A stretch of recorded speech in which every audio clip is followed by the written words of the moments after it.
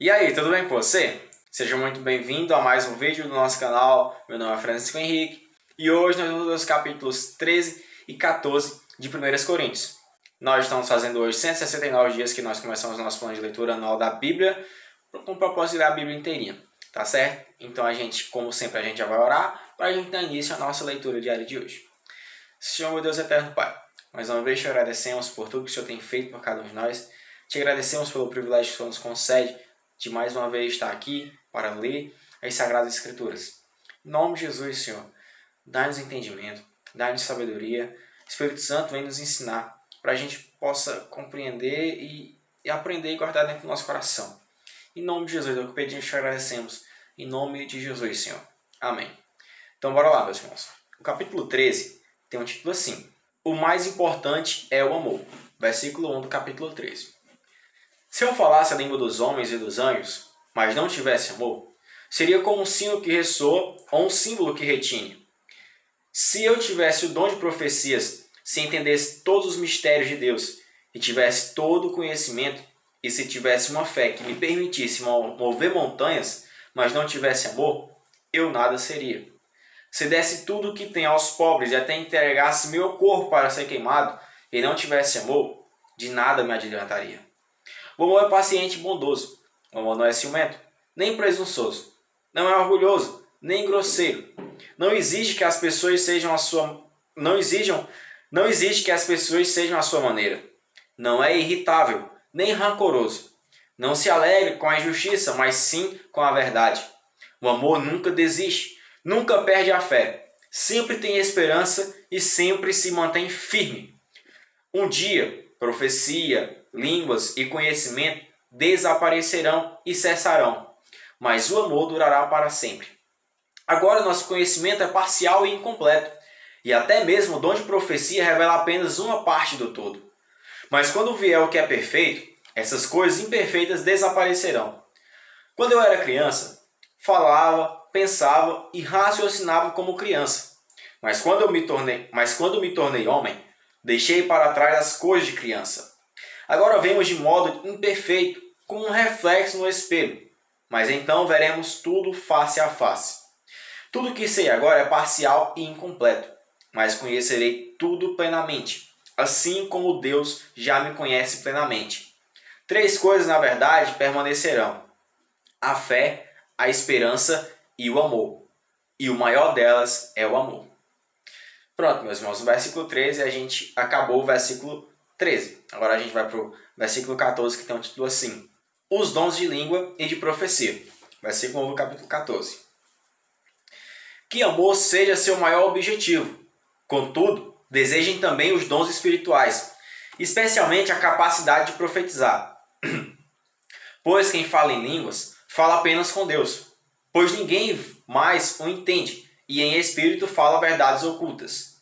Mas aquele que profetiza, fortalece, anima e conforta os outros.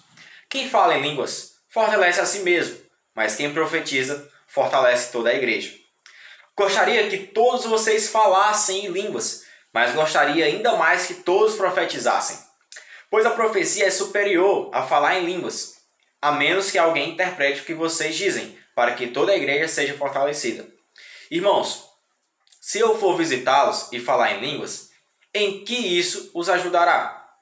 Mas se eu lhes trouxer uma revelação, um conhecimento especial, uma profecia ou um ensinamento, isso lhes será proveitoso. Até mesmo instrumentos inanimados, como a flauta ou a harpa, precisam soar as notas com clareza. Do contrário, ninguém reconhecerá a melodia. E se a trombeta não emitir um toque nítido, como os soldados saberão que estão sendo convocados para a batalha? O mesmo acontece com vocês. Se usarem palavras incompreensíveis, como alguém saberá o que estão dizendo? Será o mesmo que falar ao vento. Há muitos idiomas no mundo, e todos têm sentido. Mas se eu não entendo um idioma, sou estrangeiro para quem o fala, e ele é estrangeiro para mim. O mesmo se aplica a vocês. Uma vez que estão ansiosos para ter os dons espirituais, busquem os dons que fortalecerão a igreja toda. Portanto, quem fala em línguas deve orar pedindo também a capacidade de interpretar o que é dito. Pois, se ora em línguas, Meu espírito ora, mas eu não entendo o que estou dizendo. Então o que devo fazer? Orarei no espírito e também orarei em palavras que entendo. Cantarei no espírito e também cantarei em palavras que entendo.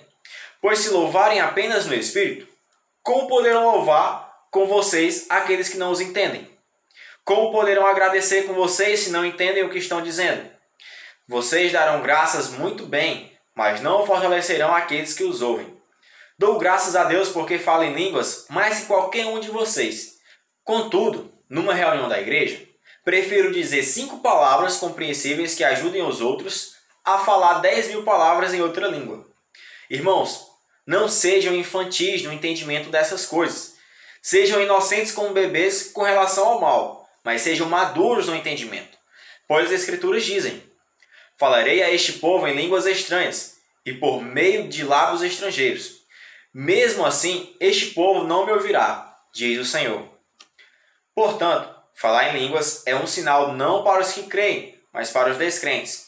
A profecia, contudo, é para os que creem e não para os descrentes. Ainda assim, se descrentes ou pessoas que não entendem essas coisas entrarem na reunião de sua igreja e ouvirem todos falarem em línguas, pensarão que vocês são loucos. Mas se todos vocês estiverem profetizando e descrentes ou pessoas que não entendem essas coisas entrarem na reunião, serão convencidas do pecado e julgados por aquilo que vocês disserem.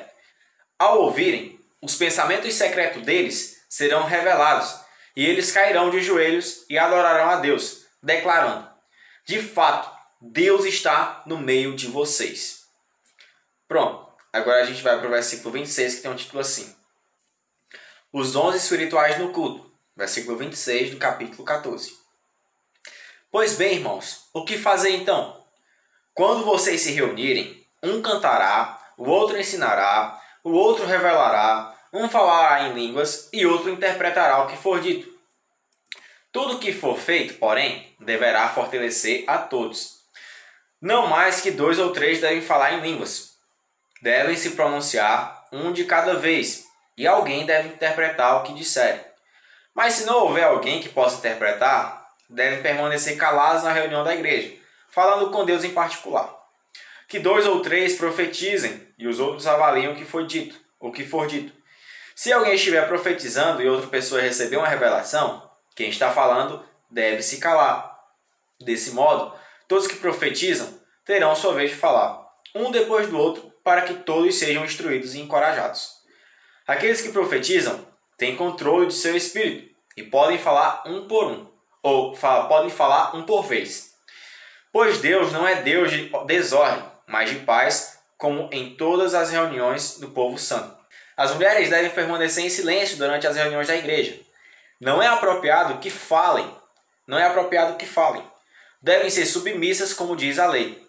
Se tiverem alguma pergunta, devem fazê-la ao marido, em casa, pois não é apropriado que as mulheres falem nas reuniões da igreja. Ou vocês pensam que a palavra de Deus se originou entre vocês? Acaso são os únicos aos quais ela foi entregue? Se alguém afirma ser profeta ou se considera espiritual, será o primeiro a reconhecer que o que lhes digo é uma ordem do Senhor. Se alguém ignora esse fato, ele mesmo será ignorado. Portanto, meus irmãos, anseiem profetizar e não proíbam falar em línguas, mas cuidem para que tudo seja feito com decência e ordem. Amém, meus irmãos. No versículo 40 a gente terminou a nossa leitura de hoje. Meus irmãos, que o Senhor continue abençoando a vida de vocês, dando graça e sabedoria, que a gente venha se ver amanhã, se assim o Senhor permitir, tá bom? Então, tchau, valeu, a paz do Senhor. Continue estudando a Bíblia e perseverando em ler ela, tá bom? Valeu!